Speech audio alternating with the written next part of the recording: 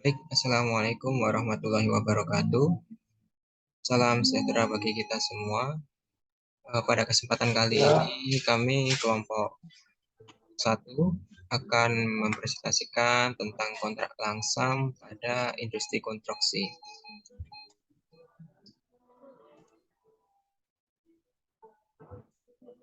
Untuk kelompok satu sendiri, terdiri dari 5 orang. Yang pertama adalah Edi Setiawan, nomor 2 adalah Mai Suci Kusuma Nugitasari, nomor 3 Arif Muhammad Maktum, nomor 4 Leonardo Khalifatul Alfiantono, nomor 5 Ilham Abid Hermansyah. Kemudian untuk latar belakang kali ini kita akan membahas tentang pengertian kontrak, kemudian pengertian kontrak langsam itu sendiri, kemudian penerapannya di dunia konstruksi. Selanjutnya untuk rumusan masalah, apakah itu kontrak langsam, apa saja di jenis-jenis kontrak langsam, apa kelebihan dan kekurangan dari kontrak langsam. Apakah itu kontrak langsam? Secara umum di seluruh dunia, kontrak fixed langsam price adalah suatu kontrak di mana volume pekerjaan yang tercantum di dalam kontrak tidak boleh diukur ulang, atau dalam bahasa Inggris, a fixed langsam price contract is a contract where the bill of quantity is not subject of remixer. Insinyur Nazarkan Yassin tahun 2014. Apa saja jenis-jenis kontrak langsam? Yang pertama adalah fixed price atau langsam. Fixed price adalah kontrak pembayaran total berdasarkan jumlah semua biaya tanpa terkecuali. Kemudian ada cost plus kontrak, yaitu kontrak plus kontrak adalah teknik pembayaran total dengan menjumlahkan biaya produksi dan imbal jasa kepada orang yang memproduksi. Kemudian selanjutnya untuk time and material kontrak, dalam kontrak ini jenis ini biasanya pemilik dan penerima dana menyepakati proyek selesai dengan waktu dan bahan-bahan tertentu. Jika proyek tidak selesai dengan waktu dan bahan yang disepakati, maka penerima dana wajib menerima konsekuensinya.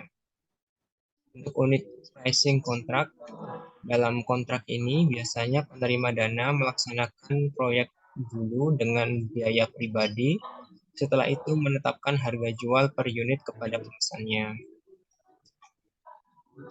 Apakah kontrak langsam?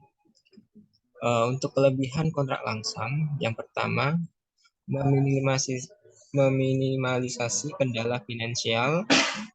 Kelebihan pertama kontrak langsam adalah minimnya kendala finansial akan terjadi. Nomor 2, proyek lebih lancar dilakukan karena seluruh kebutuhan dapat dipenuhi dalam waktu singkat. Nomor 3, kontrol keuangan ada di pelaksana proyek. Pemilik dana hanya memiliki hak atas proyek, tetapi tidak punya hak dari segi pengelolaan keuangannya. Untuk kekurangan kontrak langsam, yang pertama, dana berjumlah besar dan tidak dapat dicicil. Nomor 2, ada kemungkinan markup dana. Yang ketiga, pelaksana bertanggung jawab 100% atas kegagalan proyek. Selanjutnya, maksud dan tujuan. Yang pertama, untuk mengetahui lebih dalam mengenai kontrak langsam. Nomor 2, untuk menambah informasi dari pengaplikasian kontrak langsam dan jenis-jenisnya pada proyek konstruksi yang ada. Nomor 3, untuk mengetahui kelebihan dan kekurangan dari kontrak langsam. Manfaatnya adalah sebagai berikut. Sebagai tambahan referensi dalam pengetahuan aspek hukum dalam pembangunan konstruksi pada suatu proyek konstruksi, kemudian mahasiswa mengerti tentang aspek hukum dalam pembangunan konstruksi yang baik dan benar di dunia konstruksi. Mahasiswa mampu mengetahui maksud dan tujuan aspek hukum dalam pembangunan konstruksi di lingkungan proyek. Mahasiswa mampu menetapkan aspek hukum dalam pembangunan konstruksi yang diperlukan stakeholder proyek. Lulusan sarjana teknik sipil harus memiliki pengetahuan yang cukup dan mampu menerapkan dengan baik. Kemudian, pengertian kontrak. Kontrak atau perjanjian adalah kesepakatan antara dua orang atau lebih mengenai hal tertentu yang disetujui oleh mereka. Ketentuan umum mengenai kontrak diatur dalam Kitab Undang-Undang Hukum Perdata Indonesia. Untuk dapat dianggap sah secara hukum, ada 4 syarat yang harus dipenuhi sebagaimana diatur dalam pasal 1320 Kitab Undang-Undang Hukum Perdata Indonesia. Kesepakatan para pihak.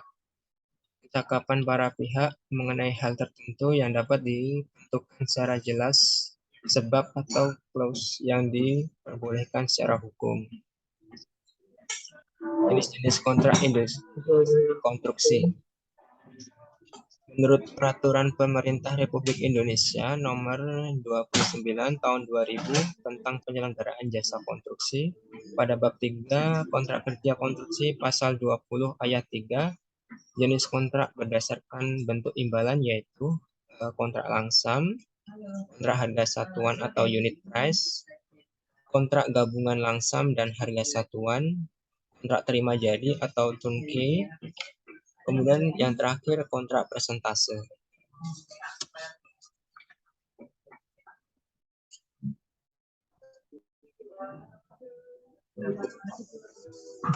Pengertian kontrak langsam. Kemudian bab 2 bisa dilanjutkan dengan Mas Edi. Silakan Mas Edi. Ya. Pengertian kontrak langsam secara umum di seluruh dunia kontrak langsam langsam price adalah suatu kontrak di mana volume pekerjaan yang tercantum di dalam kontrak tidak boleh berulang atau dalam bahasa Inggris langsam price is a contract you bear the bill of quantity is not subject to measurement dari Nazarkan 2004. Jenis kontrak langsam dibagi menjadi 4, yaitu yang pertama fixed price, dua konstruksi kontrak, yang ketiga time and material kontrak, yang keempat unit price kontrak. Next.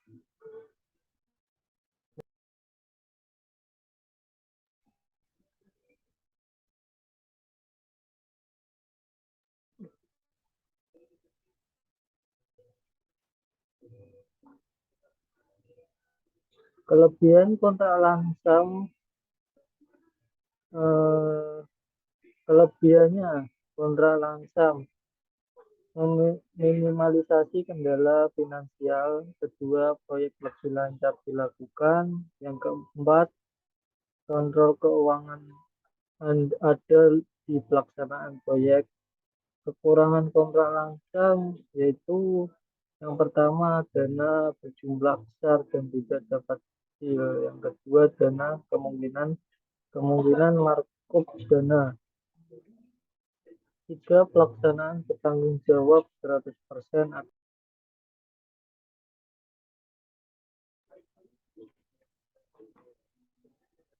Kelebihan kontrak langsam. Next.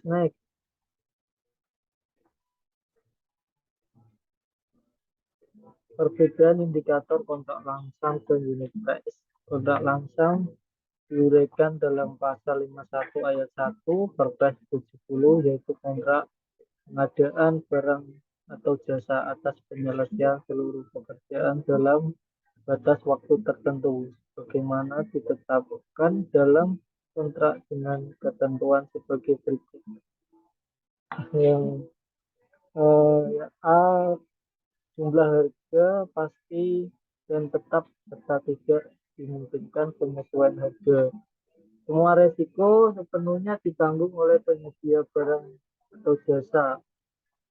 Pembayaran didasarkan pada tahapan produk atau keluaran yang dihasilkan sesuai dengan isi kontrak.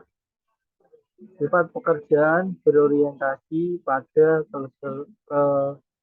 keluaran atau output base. Total harga penawaran bersifat mengikat, tidak diperoleh adanya pekerjaan tambah kurang. Kontrak satuan diuraikan dalam pasal 51 ayat 2 Perpres 10 dalam yaitu kontrak pengadaan barang jasa atas penyelesaian seluruh kerjaan dalam batas waktu tertentu yang telah ditetapkan dengan ketentuan sebagai berikut. Harga satuan pasti dan tetap untuk setiap satuan atau unsur pekerjaan dengan spesifikasi teknis tertentu. Volume atau kuantitas pekerjaan masih bersifat perkiraan pada saat kontrak ditangani. Pembayaran didasarkan pada hasil pengukuran bersama atas volume pekerjaan yang benar-benar telah dilaksanakan oleh penyedia barang atau jasa, dan kemungkinan adanya pekerjaan tambah kurang berdasarkan hasil pengukuran bersama atas pekerjaan yang diperlukan. Next.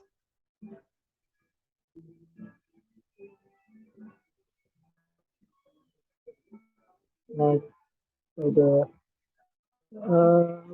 Berikut adalah tabel indikator pada kontrak langsung. Ada bagian pekerjaan dan indikator. Di dalam tabel ini ada beberapa hal dalam bagian pekerjaan. Bagian pekerjaan hal tidak terduga, akhir pekerjaan, awal pekerjaan, pelaksanaan, biaya, waktu, perubahan, dan jaminan. Adapun indikator hal yang tidak terduga, indikatornya adanya antisipasi pada saat terjadi keadaan kahar pada saat proyek berjalan. Penghentian dapat dilakukan jika terjadi keadaan kahar. Akhir pekerjaan, pemeliharaan akhir pekerjaan masih menjadi tanggung jawab penyedia sesuai isi kontrak selama masa pemeliharaan. PPK mengambil alih hasil pekerjaan proyek setelah selesai. Para pihak berkewajiban untuk menyelesaikan perselisihan terjadi pada proses pelaksanaan pekerjaan sesuai ketentuan dalam dilakukan serah terima. Sebelum dilakukan serah terima, dilakukan pekerjaan checklist pada serah terima pertama, serah terima kedua, dan serah terima kedua dilakukan serah terima pertama setelah pekerjaan selesai 100% dan serah terima kedua setelah masa pemeliharaan selesai. Awal pekerjaan, SPMK diterbitkan paling lambat 14 hari setelah penandatanganan kontrak. Adapun mobilisasi, rapat persiapan penyedia menyerahkan program mutu pekerjaan utama pada kontrak tidak disubkonkan atau oleh penyedia pelaksanaan. Diadakan rapat pemantauan, dilakukan pemeriksaan sampai pekerjaan selesai, dibuat hasil laporan pekerjaan selama pelaksanaan berlangsung, dibuat perhitungan presentasi pekerjaan. Untuk biaya, PPK wajib membayar kepada penyedia sesuai ketentuan dalam kontrak. Jika diberikan uang muka, gunaannya untuk mobilisasi peralatan, personil, material, dan persiapan teknis menggunakan uang muka. Terdapat biaya ganti rugi akibat prestasi atau kesalahan penyedia diperhitungkan. Pembayaran dilakukan termin atas presentasi prestasi pekerjaan yang telah dilaksanakan berdasarkan termin yang sudah tercantum dalam kontrak.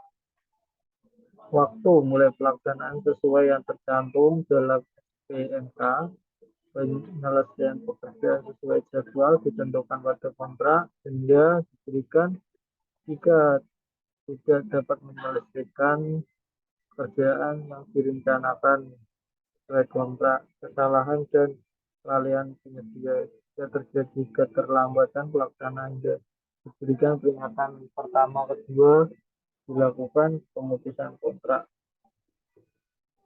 Perubahan indikatornya adalah tidak ada perubahan harga kontrak melalui addendum.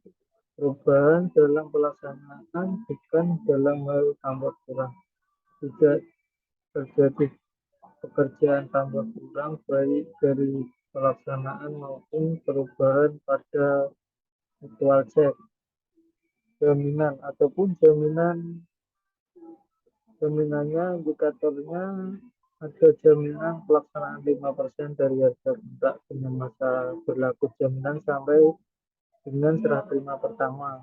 Jaminan pelaksanaan akan dicairkan jika penyedia melakukan paparan prestasi atau segera janji dengan keluarkannya SP1 diikuti SP2 dan pemutusan kontrak. Pada jaminan pemeliharaan senilai 5% dari kontrak sampai dengan serah terima kedua. Jika terjadi kerusakan atau cacat hasil pekerjaan dan penyedia tidak bertanggung jawab, maka jaminan pemeliharaan dicairkan. Jaminan uang muka maksimal sebesar 20% dari harga kontrak jika uang muka Nilai uang muka yang telah dibayarkan dikurangi terhadap nilai pembayaran sesuai ketentuan dalam kontrak.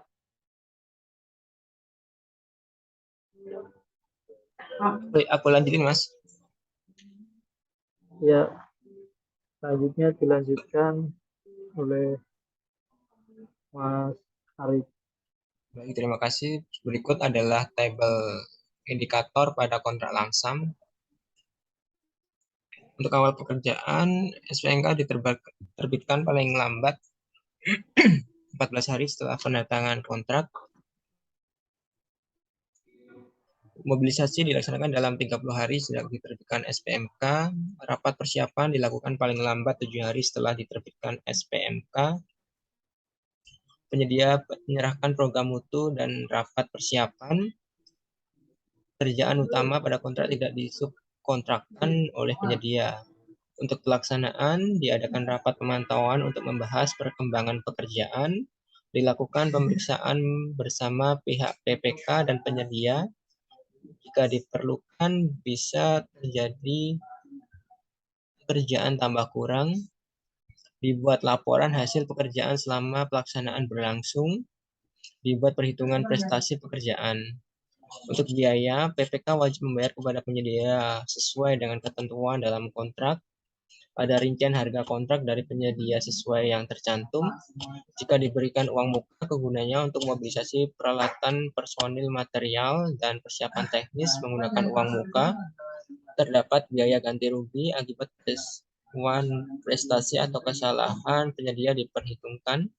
Pembayaran sesuai dengan prestasi yang telah dilaksanakan. Untuk waktu, pelaksanaan sesuai tercantum dalam SPMK, penyelesaian pekerjaan sesuai jadwal yang ditentukan pada kontrak. Denda diberikan jika penyedia tidak dapat menyelesaikan pekerjaan dikarenakan kesalahan dan kelalaian penyedia. Untuk perubahan-perubahan, jika ada perubahan pada saat pelaksanaan dibuat pembahasan kontrak melalui addendum. Perubahan dalam pelaksanaan dapat terjadi hal tambah kurang, dapat terjadi pekerjaan tambah kurang baik dari pelaksanaan maupun perubahan pada mutual check. Jaminan ada jaminan pelaksanaan senilai 5% dari harga kontrak dengan masa berlaku jaminan sampai dengan serah terima pertama. Jaminan pelaksanaan akan dicairkan jika penyedia melakukan prestasi atau cedera janji dengan dikeluarkan SP1, diikuti SP2 dan pemutusan kontrak. Ada jaminan pemeliharaan senilai 5% kontrak sampai dengan terima kedua. Jika terjadi kerusakan atau cacat hasil pekerjaan dan penyedia tidak bertanggung jawab, maka jaminan pemeliharaan dicairkan. Ada jaminan uang muka semaksimal sebesar 20% dari harga kontrak jika uang muka diadakan. Nilai uang muka yang telah dibayarkan dikurangi terhadap nilai pembayaran sesuai ketentuan dalam kontrak. Penyedia dan pelaksana berkewajiban menjamin keselamatan pekerja melalui asuransi dan penerapan K3. Tidak terduga adanya antisipasi pada saat terjadi keadaan kahar pada saat proyek berjalan. Penghentian dapat dilakukan jika pekerjaan sudah selesai atau terjadi keadaan kahar. Untuk akhir pekerjaan, pemeliharaan hasil pekerjaan masih menjadi tanggung jawab penyedia sesuai isi kontrak selama masa pemeliharaan. PPK mengambil alih hasil pekerjaan proyek setelah proyek selesai. Para pihak berkewajiban untuk menyelesaikan penyelesaian yang terjadi pada proses pelaksanaan pekerjaan sesuai ketentuan dalam proyek.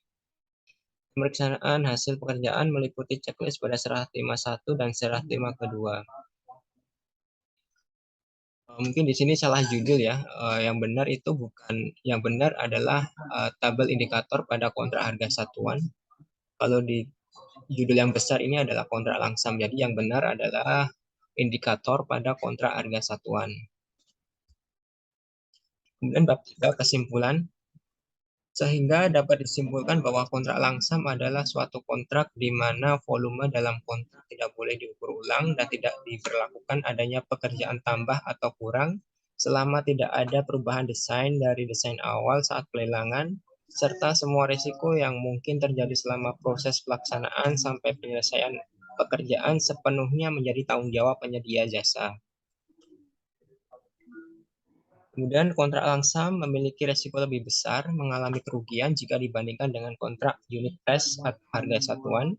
Ini dapat diterima karena dilihat dari pengertian kontrak langsam itu sendiri, yaitu kontrak jasa konstruksi atas penyelesaian pekerjaan dalam waktu tertentu dan jumlah harga yang pasti dan tetap, serta yang mengikat seluruh pekerjaannya adalah nilai kontrak awal. Maka jika beberapa peristiwa resiko terjadi pada jenis kontrak ini, nilai kontrak secara keseluruhan kemudian dapat berpotensi mengalami pembengkakan biaya. Kemudian untuk saran, makalah ini dapat dijadikan langkah antisipasi dan bahan masukan bagi pelaksana proyek konstruksi. Diharapkan kontraktor sebagai penyedia jasa hendaknya menyadari pentingnya memahami benar isi kontrak dan definisi-definisi dalam kontrak agar kontrak dapat benar-benar berfungsi sebagai salah satu pedoman dalam pemecahan masalah. Kemudian disarankan pada makalah ini selanjutnya dapat dibuat dengan ruang lingkup penelitian yang lebih luas agar lebih banyak ilmu yang disebarkan dan banyak pengetahuan yang dapat dipertimbangkan. Mungkin itu sekian presentasi dari kelompok 1. Kurang lebihnya kami mohon maaf yang sebesar-besarnya. Assalamualaikum warahmatullahi wabarakatuh.